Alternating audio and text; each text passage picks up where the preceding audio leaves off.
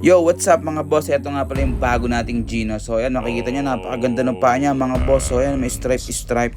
So hindi talaga ako sure mga boss kung ano bang species to ng G.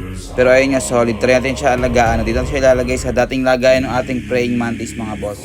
So itong isang to, maliit-liit pa to eh. Meron pa akong isa nito na medyo mas malaki mga boss. So ayan, dyan na muna siya. Mamaya papakita ko sa inyo. Tayo lang tayo natin i-poke kung gagalaw ba siya o hindi. Pero parang ayaw talaga gumalaw mga boss, no?